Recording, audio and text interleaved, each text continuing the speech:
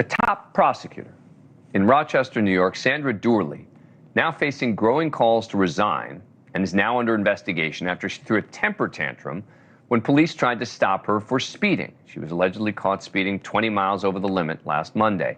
When the cop tried to pull her over, she kept going. Hello everybody, welcome back to the Matthew and Carlene channel. Beautiful day here in the state of Florida. And today we are going over a footage that was generously donated to us by a follower in our comments section. Excuse me. We will not be giving the identity of this supporter without their permission, because we do support our supporters here at the Matthew and Carlene channel.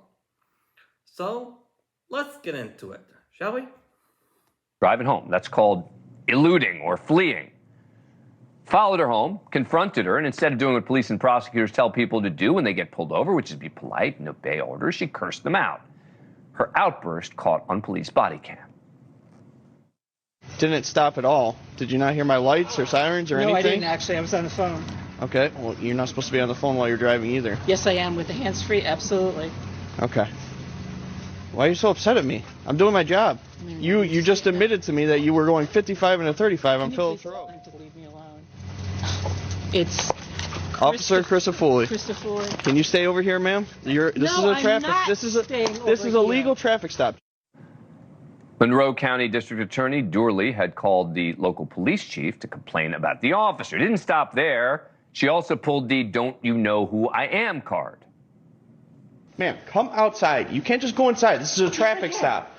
Here's your phone back. I understand the law better than you. Would you 953. Can you have a supervisor come to the scene? No. Get out of my house. I'm not dealing with you right now. Can you please step over here? I'm not going to.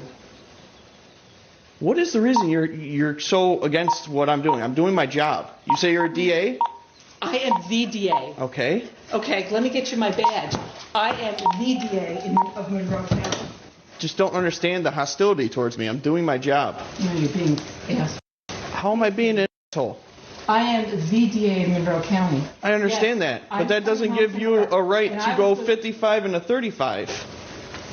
And you even admitted to me that you went 50. I understand that, ma'am. I understand that. You know what? If you give me a traffic ticket, that's fine. Well, technically, madam, you really should care. Because as a DA, it is literally your job to serve the people by enforcing the law, not breaking it. Personally, I for one think it's a very sad day where, as a direct result of the feminist movement, we have evidence of a DA who decides on her own free will to betray her oath to the people by choosing to be the feminist movement's attorney and not the people's attorney.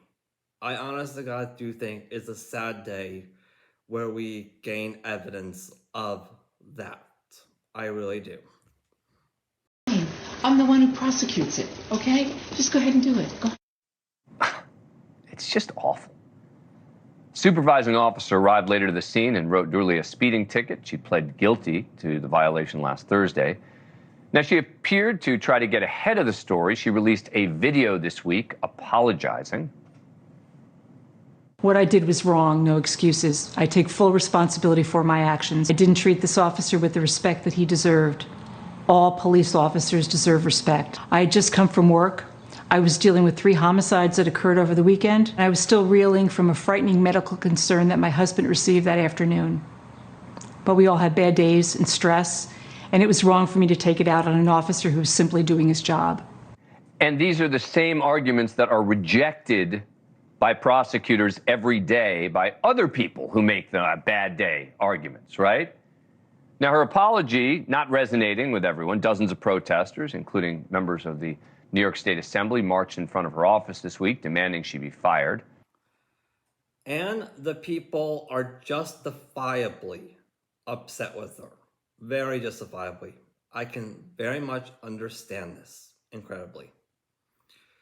For you see, if this woman really did care about justice, if she honest to God did, she would be willing to step down from her position on her own free will now that every single defense attorney on the entire planet has access to recorded evidence that her ability to enforce the law has been compromised.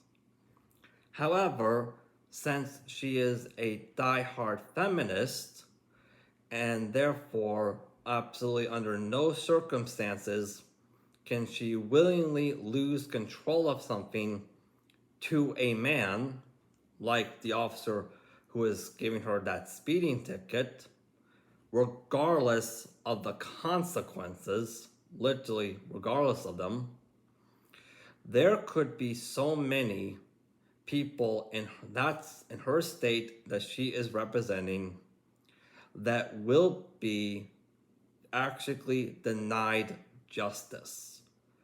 Because let's face it, any defense attorney will be more than willing to utilize that against her in every single case she is representing. Quite literally, they would. That's literally what a defense attorney actually does. Also, just last night, Monroe County's Office of Public Integrity and the county's Board of Ethics announced that Doorly is now under investigation. Now, earlier I spoke to Judge Richard Dollinger. He's a retired judge from Monroe County, this county.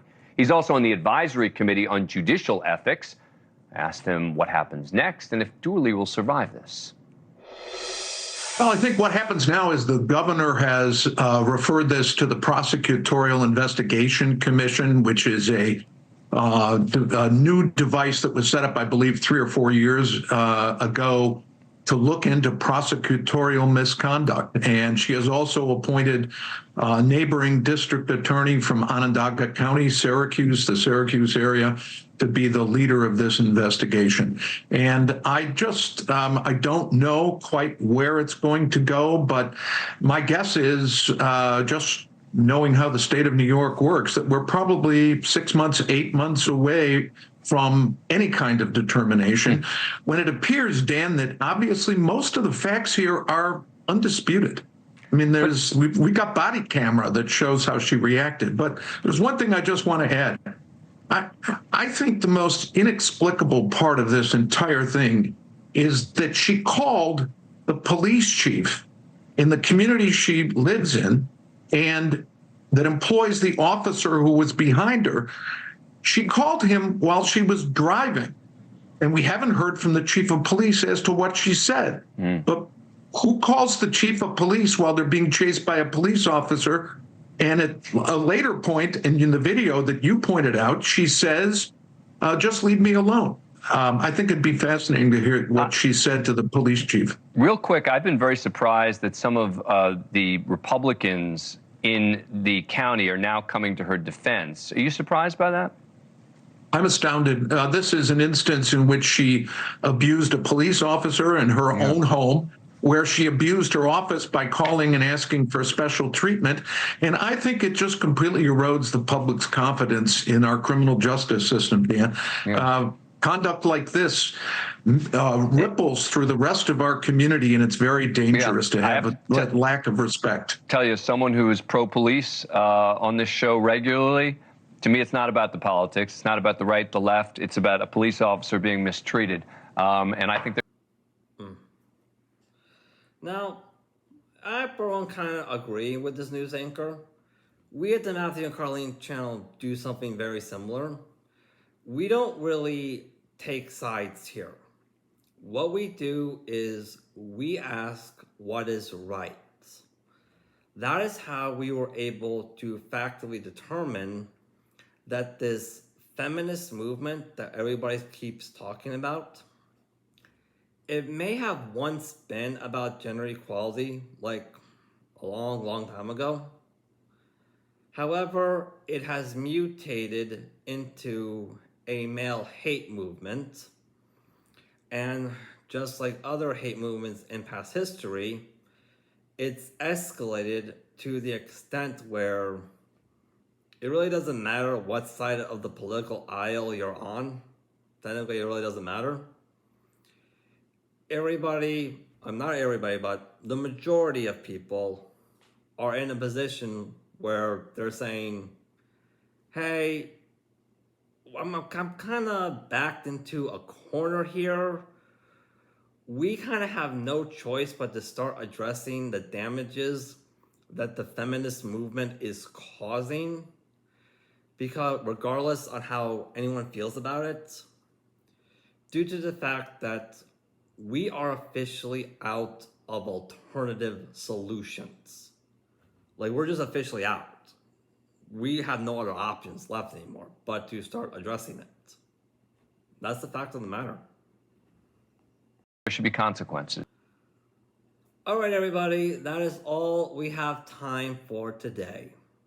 If you like this content, by all means, like, subscribe, hit that notification bell, look us up on Patreon, and leave a comment. It really does help us out. It really does. Thank you so much for supporting us. To all you men out there, we are here for you. We understand that you are greatly underappreciated. That's the reason why me and Carlene started up this channel in the first place. Peace out. Peace out.